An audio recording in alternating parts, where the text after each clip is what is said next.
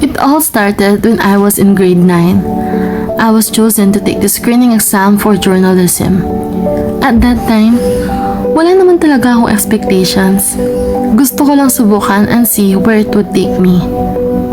Not long after, I joined my first journalism competition in column writing. Since it was my first time, masaya talaga ako na makasali. When the results came out, I placed 6th and I was qualified to compete in the division level. Hindi man siya first place, pero sobrang proud and happy pa rin ako sa result. That experience motivated me and made me believe that maybe I could achieve something even bigger someday. After that experience, I set a goal for myself.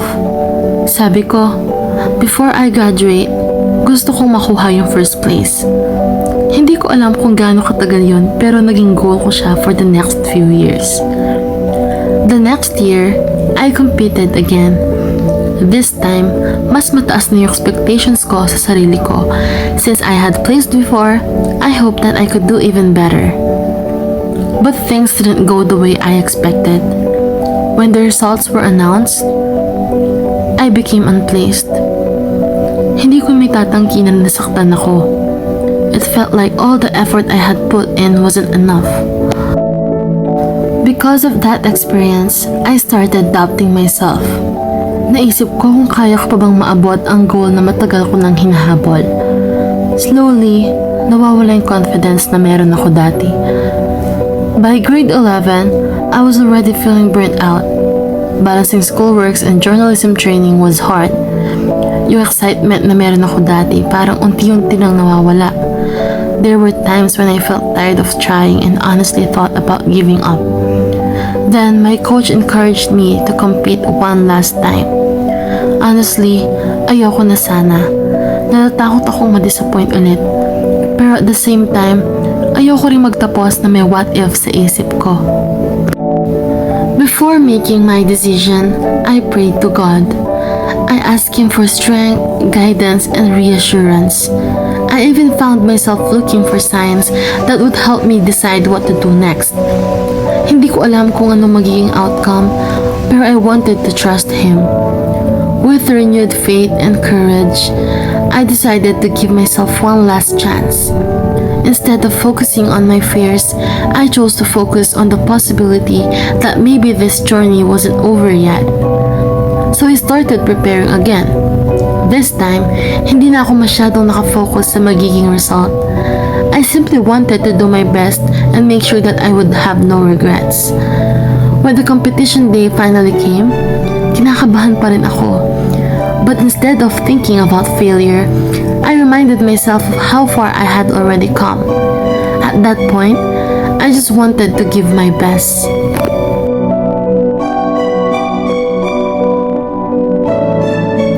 The awarding of winners came, and I was nervous. I was afraid that my name wouldn't be called. Then came the moment I had been waiting for. Nang marinig ko ang pangalan ko, hindi agad nag-sink in sa akin. After years of hoping, praying, failing, and trying again, I finally achieved the goal I had carried with me since grade 9. I won first place. It was a moment that I had dreamed about for years, but more than the award itself, I was happy because I proved to myself that I was capable of achieving something I once thought was impossible. Looking back now, I realized that this experience was never just about winning.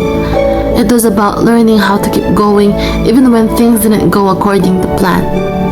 There were moments when I doubted myself and wanted to quit, but those moments taught me to trust God more.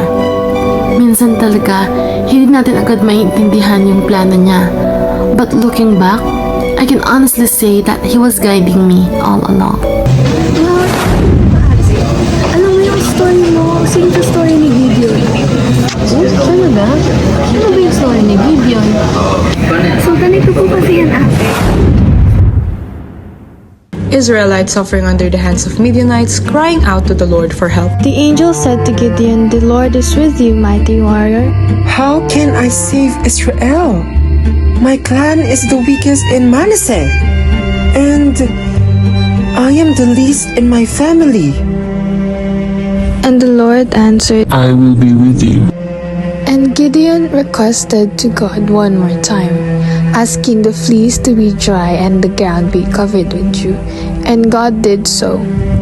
Gideon saw a man telling a friend his dream. His friend responded, "This can be nothing other than the sword of Gideon, son of Joash, the Israelite. God has given the Midianites and the whole camp into his hand." Gideon heard the dream and its interpretation. He returned to the camp of Israel and called out, "Get up!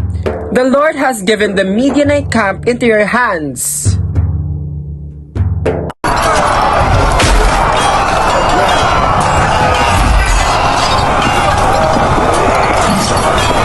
The Israelites captured and defeated Midianite leaders Oreb and Zebah.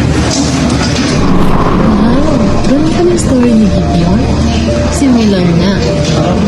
Basta ganito balita ko malapit na yung competition mo. Basta, laging yung tatandaan na dapat nagsusulat ka galing sa puso mo. And since na-overcome ko rin yan, ma-overcome mo din. Part lang yan ng buhay natin, which is yung nahihirapan tayo, pero at the same time is marating natin yung fulfillment kapag natapos na yung mismong work. So, dapat magsulat ka na kasi wala namang ma-responses ka.